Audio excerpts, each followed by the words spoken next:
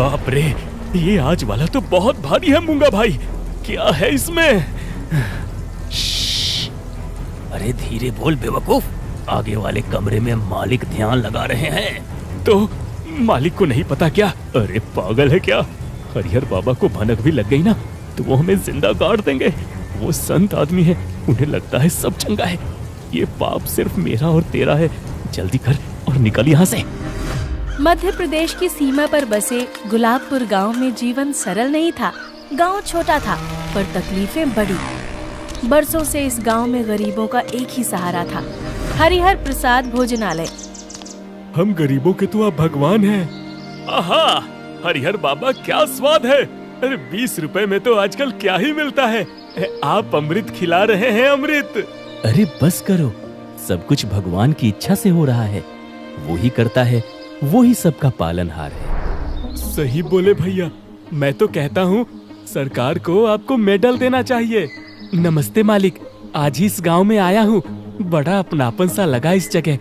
नई सरकारी बिल्डिंग बन रही है ना, उसी में दिहाड़ी का काम मिला है। धन्य है आप जैसे लोग जो हम मजदूरों के बारे में सोचते हैं।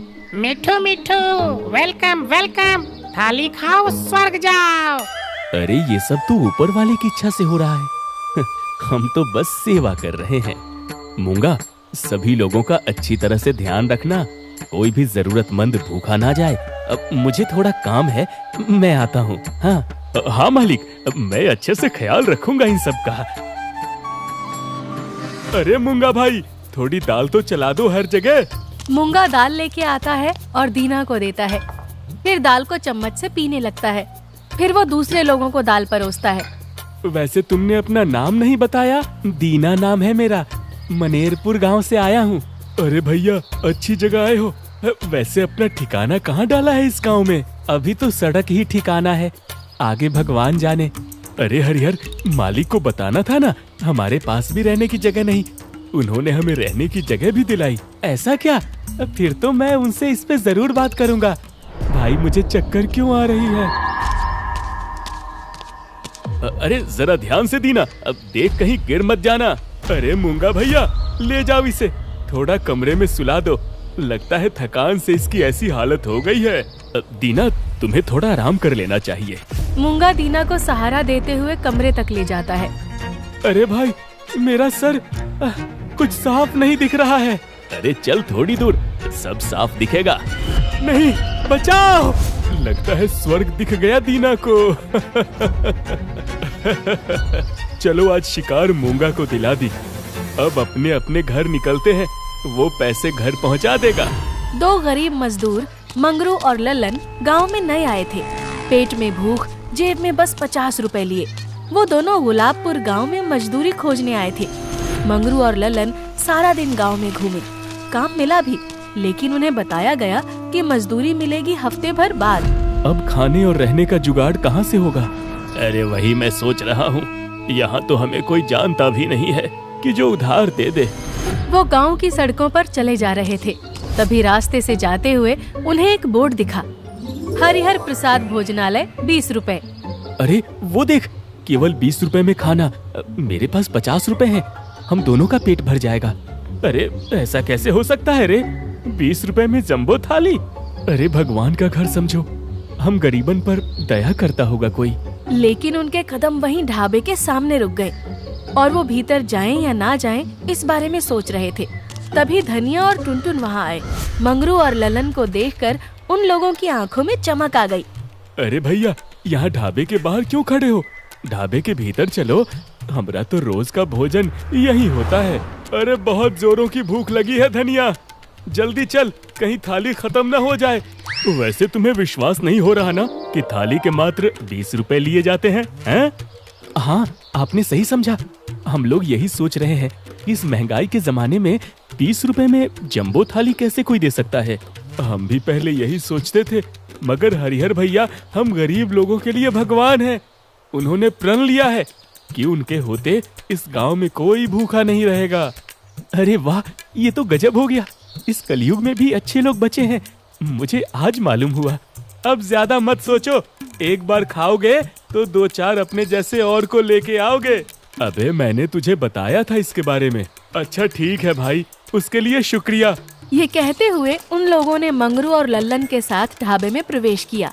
तभी मूंगा और कालू जंबो थाली सबको परोसते हैं। मूंगा और कालू की आंखों में एक अलग सी चमक दिखाई दे रही थी। उन्हें 2 नए शिकार दिख रहे थे। तभी धनिया ने अपना प्लान शुरू किया। अरे वाह, थाली तो माँ के हाथ के भोजन के समान है। 20 रुपए कीमत में 200 से भी ज्यादा का सामान मिलता है यहाँ। बिरजू, जो पहले ही वहाँ खाना खा रहा था, उन लोगों की ओर देखकर मुस्कुराया और फिर उंगलियां चाटते हुए बोला, सच में भगवान ने खुद भेजा है ये आदमी। खाने में ऐसा स्वाद मानो प्रसाद खा रहे हो।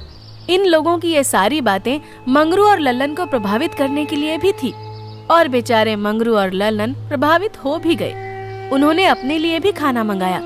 दोनों खाने पे टूट पड़े। रात से भूखे जो थे। वाकई में खाना बहुत स्वादिष्ट है। मुझे तो यकीन नहीं हो रहा कि ये खाना केवल 20 रुपए का है। अरे मजा आ गया भाई। अतिथि देवो भव। दूसरे गांव से आए हो, अगर रहने की दिक्कत हुई तो हमारा पता याद रखना। यहाँ रहने की भी व्यवस्था उपलब्ध है। अरे गजब भाई गजब, हम सोच ही रहे थे कि यहाँ रहने का ठिकाना कहाँ ढूंढें। हाँ भाई, हम दोनों यहीं रुकेंगे। आज की दिहाड़ी के बाद रात से यहीं रुकेंगे। अरे मूंगा भाई, लेकिन गजब, 2 ही बिस्तर खाली बची है। लगता है ऊपर वाले ने इनके लिए ही बचा रखी थी। अरे मालिक हो तो हमारे जैसा एकदम संत आदमी है। अब बस यहीं हम मजदूरी करके घर बसा लेंगे भाई लोग। अच्छा, अब हम चलते हैं। दिहाड़ी का वक्त हो गया है। रात को अपना सामान लेके आते हैं। हाँ, अब से अपना ही घर समझो इसे। मंगरू और लल्लन दिहाड़ी के लिए निकल पड़ते हैं। तभी रास्ते में अचानक लल्लन का फोन बजने लगा। फोन उसकी पत्नी का था। कैसे हो आप? कोई काम धंधा मिला या नहीं? अरे क्या बताऊं शीतल, काम भी मिल गया, भोजन की व्यवस्था भी हो गई, और तो और रहने का ठिकाना भी मिल गया है। मगर पेमेंट हर हफ्ते होगा। तुमने कैसे फोन लगाया? अब आपको क्या बताएं, माँ जी की तबीयत ठीक नहीं है। उन्हें अस्पताल में एडमिट किया है। अगर हो सके तो आप अपने गांव वापस आ जाइए। अपनी पत्नी की बात सुनकर लल्लन परेशान हो गया। उसने मंगरू से कहा, मुझे माफ कर दे, इस अनजान गांव में मैं तुझे अकेला छोड़कर जा रहा हूँ। क्यों, क्या हुआ? मेरी माँ की तबीयत ठीक नहीं है, उसे अस्पताल में एडमिट किया है। मुझे हर हाल में जाना होगा। ये लो मेरी अंगूठी, इसे तू अपने साथ ले जाना। जरूरत पड़े तो तू इसे बेचकर पैसे ले लेना। माँ की जान से बढ़कर कुछ नहीं। अरे मेरे भाई, नहीं नहीं, ये अंगूठी तुम्हारी पत्नी की आखिरी निशानी है। इसे तुम अपने पास रखो। मैं जल्दी वापस आऊंगा, तब तक तू अपना ख्याल रखना। मैं चलता हूँ। बस अड्डा यहाँ से 8 घंटे दूर है। लल्लन के जाने के बाद मंगरू दिहाड़ी करने चला जाता है। उसने वहाँ खूब मन लगा के काम किया। ऐसे ही शाम से रात हो जाती है। आज तो कमर टूट गई काम कर करके, लेकिन सुकून इस बात का है कि रहने और खाने का बंदोबस्त हो गया। सारा सामान भी ले लिया है। अब सीधे ढाबा पहुँचने के बाद मस्त स्वादिष्ट थाली खाऊंगा और आराम करूंगा। मंगरू को क्या पता था कि वो ढाबे को नहीं बल्कि अपनी मौत को गले लगाने जा रहा है। कुछ ही दूर चलते चलते मंगरू ढाबे के पास पहुंच जाता है। मंगरू खटिये पे बैठे अपना चाकू तेज कर रहा था और कालू मोबाइल पे कुछ देख रहा था। तभी मंगरू ने बोला, अरे मूंगा भाई, देखो मैं सारा सामान लेकर आ गया। अब यहीं रहूंगा आप लोगों के साथ और आपके काम में हाथ भी बटाऊंगा। अरे मंगरू, आ गया तू? कब से तेरे राह देख रहा था। मतलब मैं समझा नहीं। अब वैसे इतनी बड़ी चाकू किस लिए मूंगा भाई? अरे ये लौकी काटने के लिए रखा है। इस मूंगा से प्याज तो ढंग से कट नहीं पाता, पूरे दिन चाकू की धार तेज करते रहता है। अरे तू उसको छोड़, ला मुझे सामान दे अपना। तुम बहुत अच्छे हो कालू भाई। अब चल, अब आजा मेरे पीछे पीछे। ढाबे के अंदर बैठ, तेरे लिए एक मस्त थाली लगाता हूँ। ठीक है मंगरू भाई। मंगरू अब ढाबे के अंदर एक टेबल पे बैठा हुआ था। कालू उसके लिए थाली लेकर आता है। ले मंगरू, खा ले, बहुत देर से भूखा होगा। खाना बहुत स्वादिष्ट है भाई। अब वैसे रहने की जगह कहाँ है? खा के थोड़ा आराम कर लेता। अरे मंगरू, बहुत जल्दी रहती है तुझे सब चीजों की। खा तो ले पहले, तेरे लिए सारी व्यवस्था करने गया था। मूंगा भाई, मुझे चक्कर सा आ रहा है। मुझे कुछ ठीक से दिख नहीं रहा। अरे मंगरू, आज ज्यादा बोरी उठा ली थी क्या? लगता है तेरा बीपी लो हो गया है। अरे मूंगा, ले जा मंगरू को संभाल के। आजा मंगरू, चल आराम कर ले। हाँ भाई, मुझे बस कहीं ले जाके बिस्तर पे लिटा दो, बिल्कुल अच्छा नहीं लग रहा। आ जाओ आराम से। आओ, इस तरफ से रास्ता ढाबे के पिछले दरवाजे से होता हुआ जाता है। मंगरू ढाबे के पिछले हिस्से को खोलता है। मूंगा भाई, ये कैसा रास्ता है? अरे जगह की कमी थी, इसलिए मालिक ने बेसमेंट में बंदोबस्त किया है हम सबका। आ जाओ आ जाओ। मूंगा मंगरू को एक अजीब से रास्ते से ले जा रहा था। मूंगा भाई, कालू नहीं आया? अरे वो बर्तन साफ करके आ जाएगा, तू चलता रह। दोनों अब उस जगह पहुंच चुके थे जिसके लिए मूंगा और कालू ने ये षड्यंत्र रचा था। मूंगा भाई, ये कैसी जगह है? ये मुझे कुछ ठीक नहीं लग रहा। अरे तू बिना मतलब डरे जा रहा है। अच्छा, तू खुद शटर खोल के देख ले। मूंगा आगे बढ़ता है और शटर खोलता है। शटर खोलते ही मंगरू की चीख निकल जाती है। नहीं, बचाओ! अंदर का नजारा चौंका देने वाला था। ये कोई तहखाना नहीं था, बल्कि एक हाईटेक हॉस्पिटल वार्ड था। वहाँ मरीजों के हाथों में ड्रिप लगी थी, उन पे दवाइयों का प्रयोग हो रहा था और शरीर से कई तरह के तार जुड़े हुए थे। मूंगा मंगरू को जोर से धक्का देकर वार्ड की तरफ धकेल देता है और अंदर से शटर को बंद कर देता है। भगवान के लिए मुझे छोड़ दो बाबू, मैं गरीब आदमी हूँ। अबे चुप, वही कर रहा हूँ। अब तू जल्दी दुनिया छोड़ेगा। तभी अचानक से एक आवाज आती है। बेड नंबर 5 का डोपामाइन लेवल चेक करो। नई ड्रग मेमोरी वाइप का असर 80% हो चुका है। इसे अपना नाम तक याद नहीं है।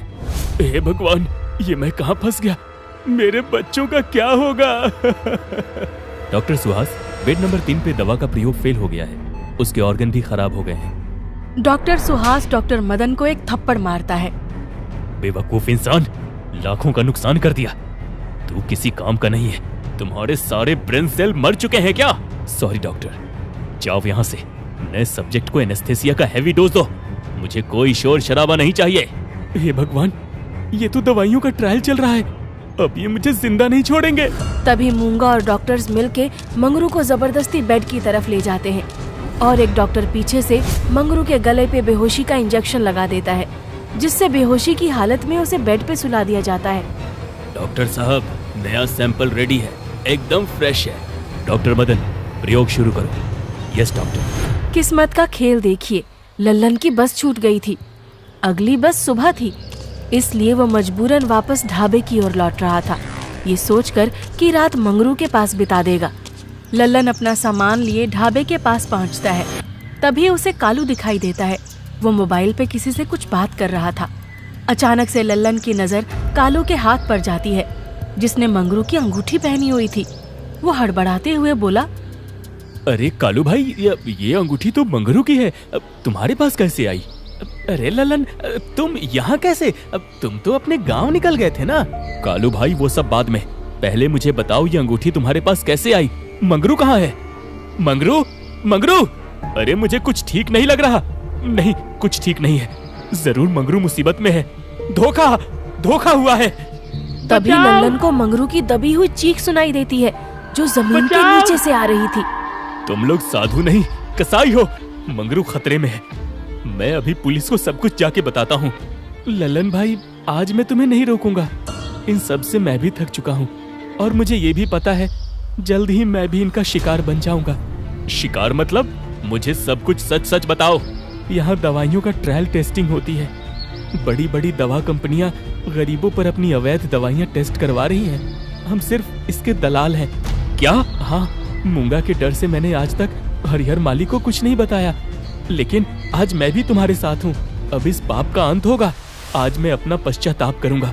चलो पुलिस को सब कुछ बता देते हैं। बिना पुलिस की मदद से हम कुछ भी नहीं कर सकते। ठीक है कालू, जल्दी चलो। लल्लन जैसे ही चलने के लिए आगे बढ़ा, कालू ने पास रखी बोतल लल्लन के सिर पे दे मारी। लल्लन वहीं जमीन पे गिर गया। मूंगा, जल्दी बाहर आ, एक और सैंपल रेडी है।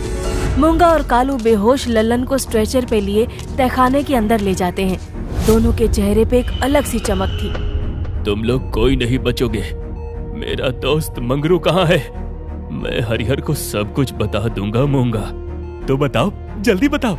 मैं ही हूँ हरिहर।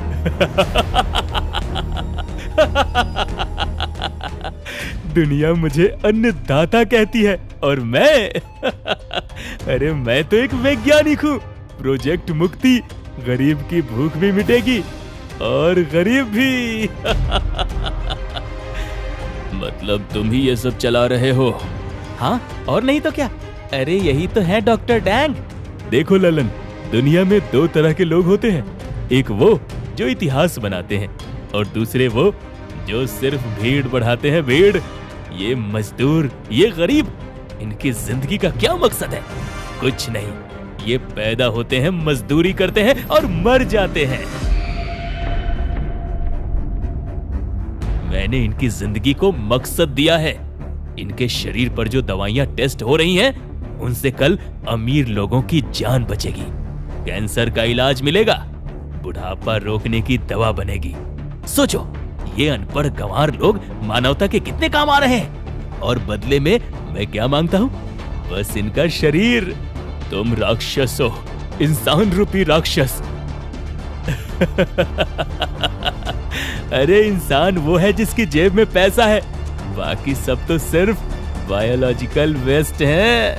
मैं तो समाज सेवा कर रहा हूँ। अरे इन्हें फ्री में बिस्तर दिया, एसी दिया, और क्या चाहिए? डॉक्टर हरिहर, एलानिन ट्रांसएमिनेस में हमने 2-3 अलग अलग केमिकल मिक्स किए हैं जो आज ही आई हैं। तो फिर सोच क्या रहे हो? हम उसे आज ही यूज करेंगे। इंजेक्शंस रेडी करो, उसे आज हम मंगरू और ललन पे टेस्ट करेंगे। तेरा बलिदान व्यर्थ नहीं जाएगा मंगरू। डॉक्टर सुहास तुरंत उस केमिकल को इंजेक्शन में डालकर हरिहर को देता है। हरिहर जैसे ही लल्लन को इंजेक्शन लगाने ही वाला था कि एक जोर के ब्लास्ट की आवाज सुनाई देती है। हरिहर, ढाबे को चारों तरफ से घेर लिया गया है, जल्द ही तुम सब सरेंडर कर दो वरना मारे जाओगे। पुलिस, किसने बुलाया इन्हें? हेलो, कंट्रोल रूम, मैं डॉक्टर मदन बोल रहा हूँ। हरिहर प्रसाद भोजनालय। हाँ बोलिए। मैं डॉक्टर मदन बोल रहा हूँ। हरिहर प्रसाद भोजनालय की यार में यहाँ कई सालों से अवैध काम चल रहा है, लोगों की जान के साथ खेला जा रहा है। आप हमें वहाँ का लोकेशन तुरंत भेजिए, हम पूरे फोर्स के साथ वहाँ आ रहे हैं। सब अपने हाथ ऊपर करो, हिलना मत, नहीं तो गोली मार दूंगा। मूंगा चाकू लेकर पुलिस की तरफ दौड़ता है। इंस्पेक्टर राठौर मूंगा के पैर पर गोली मारते हैं। मूंगा वहीं ढेर हो जाता है। हरिहर हाथ जोड़कर साधु बनने का नाटक करता है। इंस्पेक्टर साहब, मुझे फंसाया जा रहा है। अरे मैं तो बस। अबे चुप कर, नहीं तो अभी 4 लोहा अंदर डाल दूंगा।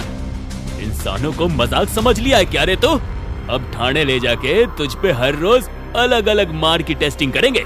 हवलदार, सबको गिरफ्तार करके गाड़ी जीप में भरो और सभी निर्दोषों को यहाँ से निकलने की व्यवस्था कीजिए।